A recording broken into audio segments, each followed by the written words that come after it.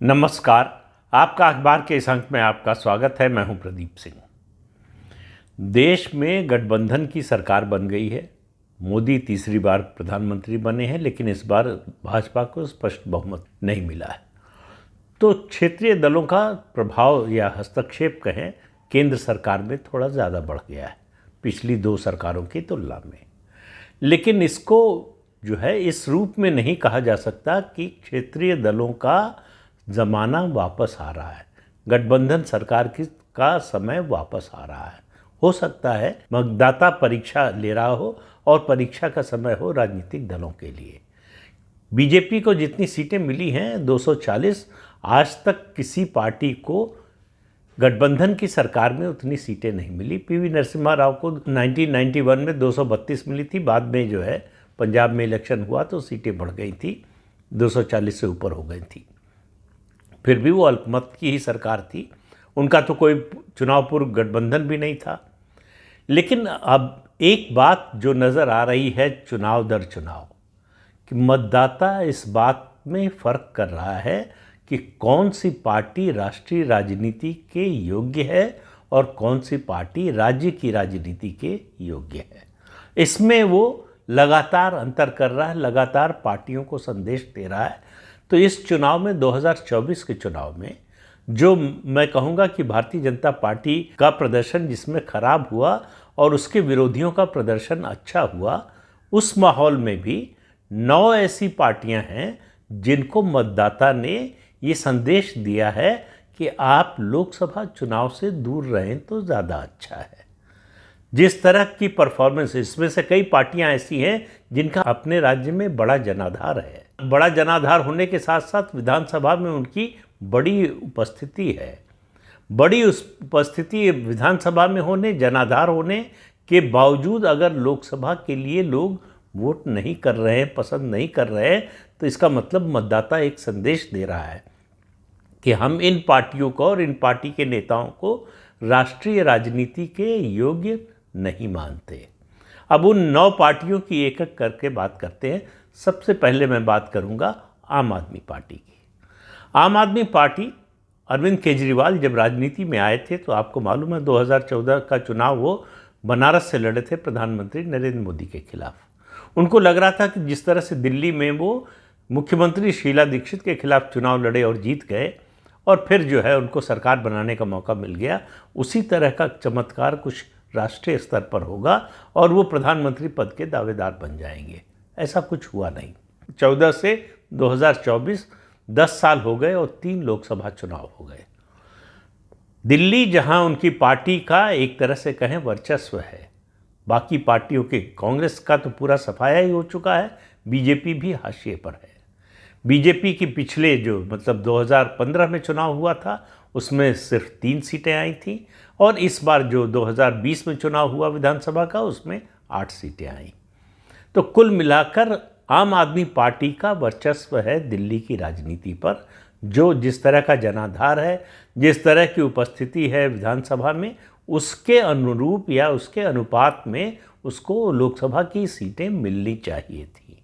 लेकिन लगातार तीसरे चुनाव में दिल्ली की 7 लोकसभा सीटों में से एक पर भी अपवाद के लिए भी आम आदमी पार्टी नहीं जीत सकी है और देश के दूसरे राज्यों में भी उसको लोकसभा चुनाव में कोई सफलता नहीं मिली।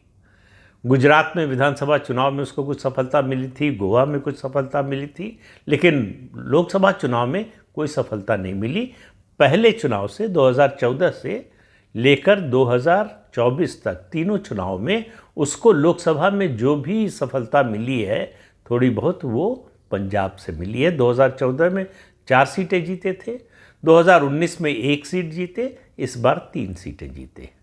जबकि विधानसभा में प्रचंड बहुमत है आम आदमी पार्टी का और सारे पर्यवेक्षक और सारे विश्लेषक मान रहे थे कि नंबर 1 होगी लोकसभा में पंजाब से आम आदमी पार्टी, लेकिन वो नंबर 2 पर आई है। तो उसकी जो स्थिति बनी है, कुल मिलाकर ये मतदाता बार बार संदेश दे रहा अरविंद केजरीवाल और आम आदमी पार्टी को कि आप राष्ट्रीय राजनीति से या लोकसभा के चुनाव से दूर रहें।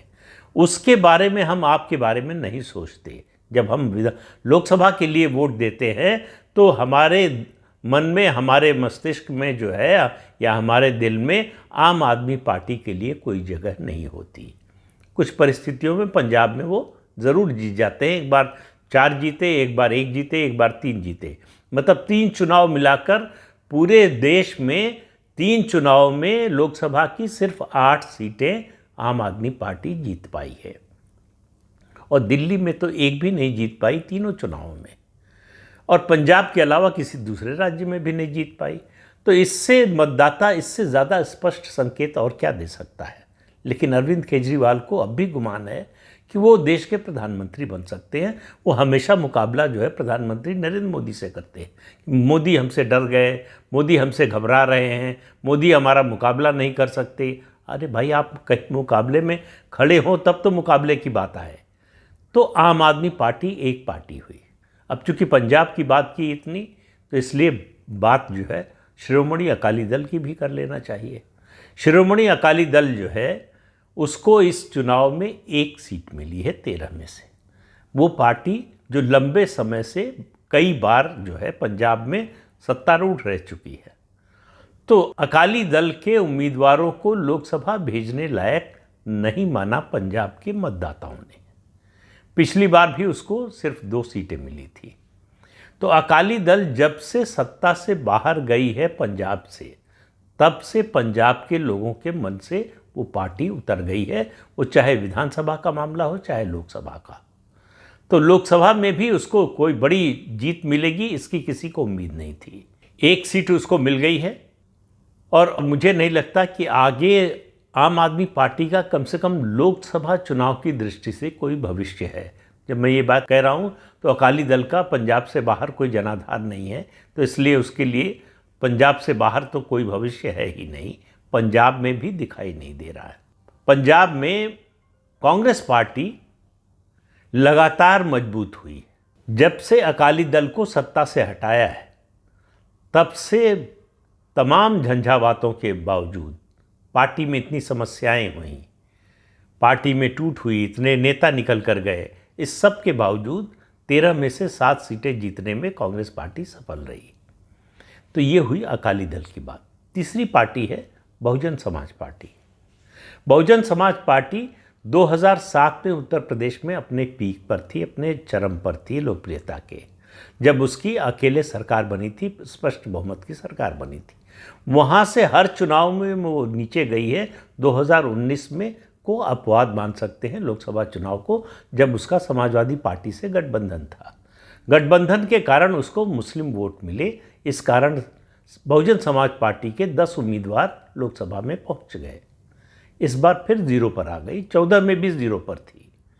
तो बहुजन समाज पार्टी जो मायावती 4 बार उत्तर प्रदेश की मुख्यमंत्री रह चुकी हैं, और 2007 से 2012 तक पहली बार उत्तर प्रदेश का कोई भी मुख्यमंत्री अपने निर्वाचित 5 साल के कार्यकाल को पूरा कर पाया हो, वो पहली मुख्यमंत्री मायावती बनी थी।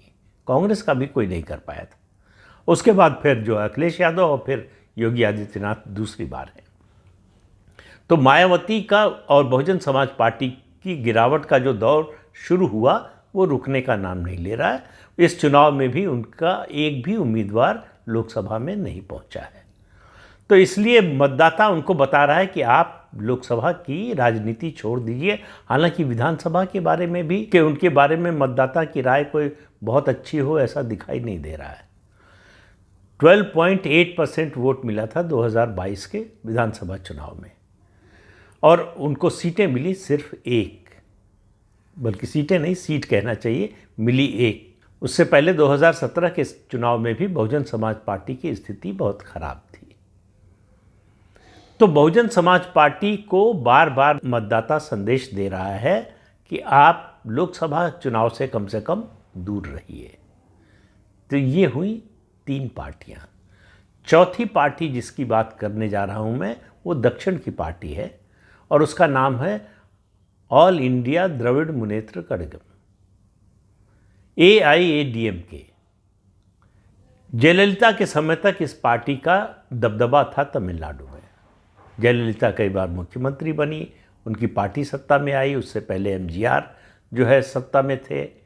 और अब स्थिति ये हो गई है कि पिछले चुनाव में यानी 2019 के लोकसभा चुनाव में एआईएडीएमके को लोकसभा में 1 सीट मिली थी, इस बार 1 भी नहीं मिली और उसका वोट शेयर भी कम हो रहा है। उसके पास कोई लीडरशिप नहीं है। जयललिता के बाद वहाँ पार्टी में झगड़ा हुआ, पार्टी में विभाजन हुआ और अब कोई पैन स्टेट लीडर जो है एआईएडीएमके के पास नहीं रह गया, इसलिए उसकी स्थिति में कोई सुधार होगा ऐसी उम्मीद न तो दिखाई दे रही है और मतदाता को तो बिल्कुल उम्मीद नज़र नहीं आ रही है। इसलिए लगातार दूसरी बार उसकी परफॉर्मेंस इस तरह की आई है लोकसभा में, उससे पहले विधानसभा में भी स्थिति खराब ही थी। तो ये हुई चौथी पार्टी। पांचवी पार्टी जो है वो जम्मू कश्मीर की है, पीडीपी, पीपुल्स डेमोक्रेटिक पार्टी, जो महबूबा मुफ्ती की है, जिसको मुफ्ती मोहम्मद सईद ने बनाया था। कांग्रेस से निकलकर उन्होंने अपनी पार्टी बनाई थी और वो बीजेपी के साथ सत्ता में भी आई, लेकिन सरकार बीच में ही जो है बीजेपी ने समर्थन वापस ले लिया, इसलिए गिर गई। उसके बाद से महबूबा मुफ्ती की स्थिति लगातार खराब होती रही है। वो अपना भी चुनाव हार गए, उनकी पार्टी का कोई उम्मीदवार इस बार चुनाव नहीं जीता है। तो महबूबा मुफ्ती और उनकी पीडीपी के लिए मतदाता का बड़ा स्पष्ट संकेत है कि लोकसभा चुनाव से दूर रहिए। अब जल्दी ही जो है इसी साल विधानसभा के चुनाव होने वाले हैं, उससे अंदाज़ा लग जाएगा कि विधानसभा चुनाव के भी लायक जम्मू कश्मीर के मतदाता पीडीपी को मानते हैं या नहीं मानते हैं। जिस तरह से परिवारवादी पार्टियों का पतन हो रहा है जम्मू कश्मीर में, उमर अब्दुल्ला अपना चुनाव हार गए और एक आतंकवाद का समर्थन करने, उसको फंडिंग करने के आरोपी से इंजीनियर रशीद से हार गए। तो इससे आप अंदाज़ा लगा सकते हैं कि कम से कम जम्मू कश्मीर के बारे में कह सकते हैं कि परिवारवाद की राजनीति को तिलांजलि देने के लिए जम्मू कश्मीर का मतदाता तैयार है। अब बात आती है एक पार्टी की, ये भी दक्षिण की पार्टी है, तेलंगाना की पार्टी है, भारत राष्ट्र समिति। तेलंगाना राष्ट्र समिति इसका नाम हुआ करता था। के चंद्रशेखर राव जो इसके नेता हैं और उस समय मुख्यमंत्री थे, उनको सपना आया कि वो राष्ट्रीय नेता बन सकते हैं और प्रधानमंत्री पद के उम्मीदवार भी बन सकते हैं। तो अलग अलग पार्टियों से संपर्क करना शुरू हुआ, अपनी पार्टी का रजिस्ट्रेशन राष्ट्रीय पार्टी के रूप में कराया और उसके बाद उन्होंने पार्टी का नाम तेलंगाना राष्ट्र समिति से बदलकर भारतीय राष्ट्र समिति रख दिया। नतीजा क्या हुआ? विधानसभा चुनाव में सफाया हो गया और उसके बाद लोकसभा चुनाव हुआ तो वहाँ भी एक भी सीट नहीं मिली। 17 सीटें हैं तेलंगाना में लोकसभा की, 8 सीट पर भाजपा को विजय मिली, 8 पर कांग्रेस को मिली और एक जो है असदुद्दीन ओवैसी 1 सीट पर जीते। तो जनता ने ये बता दिया के चंद्रशेखर राव को कि राष्ट्रीय राजनीति के सपने देखना छोड़ दीजिए। अगर आप राज्य पर कंसंट्रेट करें, राज्य तक सीमित रहें, तो शायद आपका राजनीतिक भविष्य हो। अगर आप राष्ट्रीय राजनीति के बारे में सोच रहे हैं तो भूल जाइए। कमोबेश इसी तरह का नतीजा आया है आंध्र प्रदेश से। एक नई पार्टी कांग्रेस से निकले हुए जगन मोहन रेड्डी, उन्होंने संघर्ष किया, पदयात्रा की, बड़ा संघर्ष करके, और कांग्रेस ने उनको जेल भिजवाने की कोशिश की, बल्कि जेल भिजवाया भी और उनके खिलाफ तमाम केस चल रहे हैं, सीबीआई इंक्वायरी चल रही है, कई में केसेस में जो है चार्जशीट तक फाइल हो चुकी है। लेकिन वो भारी बहुमत से जीतकर आए थे 2019 में। आंध्र प्रदेश में लोकसभा और विधानसभा का चुनाव साथ साथ होता है। तो 175 विधानसभा की सीटें हैं, वाईएसआर कांग्रेस यानी जगन मोहन रेड्डी की पार्टी को 150 सीटें मिली और उसके अलावा 25 सीटें हैं लोकसभा की, उसमें से 22 सीटें जीते। और अब नतीजा एकदम उल्टा हो गया। अब नतीजा जो है चंद्रबाबू नायडू की टीडीपी के पक्ष में चला गया। उनकी पार्टी को भारी बहुमत मिला विधानसभा में और एनडीए के रूप में, जिसमें 3 पार्टियां थी, टीडीपी, भारतीय जनता पार्टी और जनसेना पार्टी जेएसपी, तीनों मिलाकर 22 सीटें लोकसभा की। इसके जरिए ये आप मान सकते हैं, हालांकि मैं इसको अभी पुष्टि नहीं मानता, केवल एक चुनाव में हुआ है, एक चुनाव में ही सफलता भी मिली थी उनको, एक चुनाव में भी इस तरह की असफलता मिली है। उससे पहले वाले चुनाव में उनको बड़ी सफलता नहीं मिली थी 2014 के चुनाव में। उसमें भी चंद्रबाबू नायडू जीते थे, एनडीए के साथ थे, बीजेपी के साथ थे और उनकी सरकार बनी थी। तो अगले चुनाव तक ये कन्फर्म हो जाएगा कि उनके बारे में राष्ट्रीय राजनीति को लेकर आंध्र प्रदेश का मतदाता क्या सोचता है। लेकिन अभी आज की स्थिति में यह है कि उनके एक भी उम्मीदवार को न भेजकर एक संदेश तो मतदाता ने दिया ही है। अब उत्तर भारत थोड़ा लौटकर आते हैं, बिहार चलते हैं। राष्ट्रीय जनता दल आरजेडी, लालू प्रसाद यादव की पार्टी है। तेजस्वी यादव आजकल उसके सबसे बड़े नेता हैं। डिप्टी चीफ मिनिस्टर थे कुछ समय पहले तक। 2020 का विधानसभा चुनाव हुआ, उसमें उनकी पार्टी सबसे बड़ी पार्टी बनकर उभरी। हालांकि बहुमत से दूर रही, लेकिन सबसे बड़ी पार्टी के रूप में उभरी। और उसके बाद से जिस तरह से नीतीश कुमार पलटकर उधर गए और सरकार बनी, उनकी सरकार में वो डिप्टी चीफ मिनिस्टर बने, ये माना जा रहा था कि तेजस्वी यादव बिहार का उभरता हुआ राजनीतिक सितारा है। और तमाम विश्लेषक कह रहे थे कि एक जो है युवा ने नरेंद्र मोदी को पटकनी दे दी है। और बिहार में ये माना जा रहा था कि जो रिज़ल्ट 2019 में आया था एनडीए के पक्ष में, 40 में से 39 आउट ऑफ 40, वो रिज़ल्ट लगभग वैसा रिज़ल्ट जो है वो महागठबंधन के पक्ष में या इंडिया अलायंस के पक्ष में आ सकता है। लगभग उतनी ही सीटें जो है वो तेजस्वी यादव के नेतृत्व में वो गठबंधन जीत सकता है। लेकिन आरजेडी को मिली सिर्फ 4 सीटें। बीजेपी, आरजेडी और दूसरे छोटे दलों का और चिराग पासवान की जो एलजेपी है, उन सबको मिलाकर, और जीतन राम मांझी, इन सबको मिलाकर 30 सीटें मिली। एनडीए को 40 में से 30 सीटें मिली। पिछले चुनाव से सिर्फ 9 सीटों का नुकसान हुआ।